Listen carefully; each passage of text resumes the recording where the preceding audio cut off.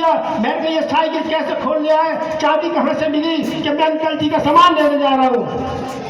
मैंने कहा अंकल जी कौन है? तू चोर है, मैं तुझे जेल भेजूंगा। वो एकदम पैरों में पड़ गया, रोने लगा। मैंने कहा यदि मैं स्टाफ को कहता हूँ तो स्टाफ इसकी मार मार के चचरी बना देगा, जेल भेज देगा। मैंने कहा मेरी बच्चे की उम्र का था।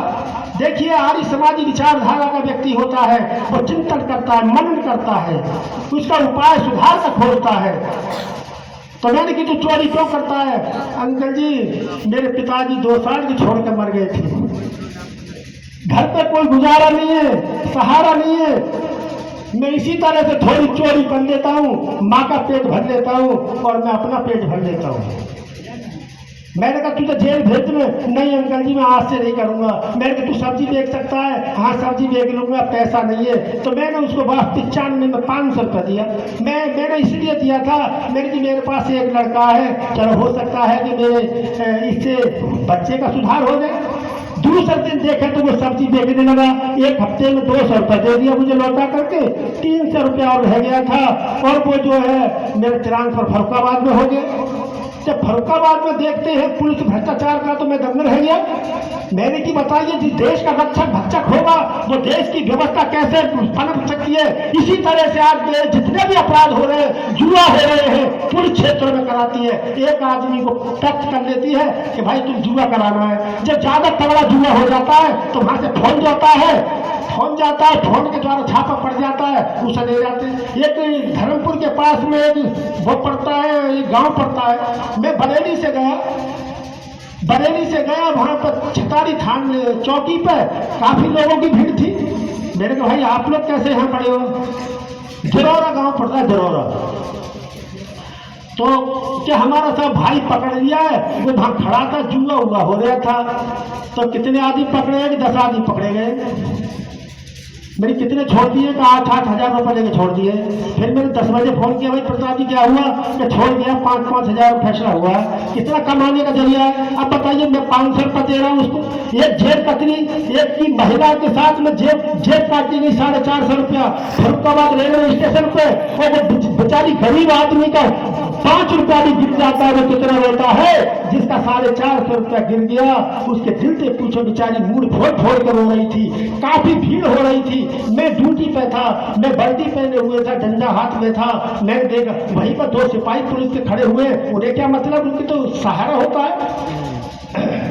तो मैंने कि मेरी भाई साहब इतने लोग, भीड़ लगी हुई है, ये अम्मा की उम्र की है, तुम 10-10, 5-5 रुपया दे दोगे तो क्या भाई है? जैसे ही मैंने 50 रुपया दिया, देखे तो बुढ़िया के पास 1000 रुपया आ गया। बहुत बढ़िया।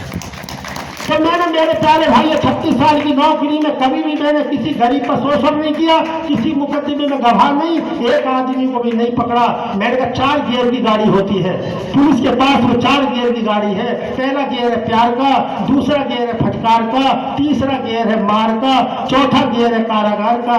लेकिन आज ये जो होता है ना, कैंप कोर्ट के लिए आदेश आता है कि कैंप कोर्ट होगी। कैंप कोर्ट का मतलब होता है पुराने पेंडिंग मुकदमों का निस्तारण करना। वहां से थाने में आ जाती है खबर कि इतने आदमी लाइए पकड़ के, और पेपर में निकल जाता है कि इतने क्या नाम है स्थान से वो मुकदमों का वो किया गया है। तो ये क्या है? ये मेरे प्यारे भाइयों, ये सरकार के जो सूत्र हुआ करते हैं, वो विधायक सांसद होते हैं, इनकी जिम्मेदारी है क्योंकि समाज के बीच से जाते हैं, और जब चुन करके जाते हैं तो समाज की सेवा करना इनका धर्म है। अभी मैं 8वां वेतन आयोग के खिलाफ भारत का पहला आदमी अभी लिखा है, सबको मुख्यमंत्री, प्रधानमंत्री, राष्ट्रपति को। उससे पहले 7वां वेतन आयोग के खिलाफ लिखा था, उससे पहले 6वां वेतन आयोग के खिलाफ लिखा था।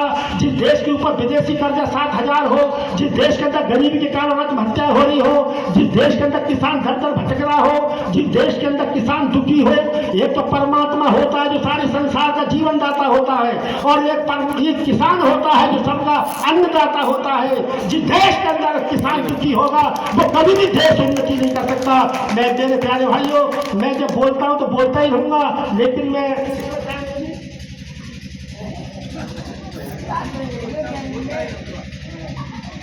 5 मिनट में, हाँ 5 में गाना ही पूरा नहीं हो, टाइम ज़्यादा निकल जाए। फिर आप लोग रात में आइए मेरे प्यारे भाइयों, ज़्यादा से ज़्यादा भीड़ आइए। तो मैं आपको कुछ दे पाऊंगा, लेकिन ना तो तुम्हारा कानून तुम्हारा सहायक है, ना तुम्हारा संविधान सहायक है, ना तुम्हारा कोई भी।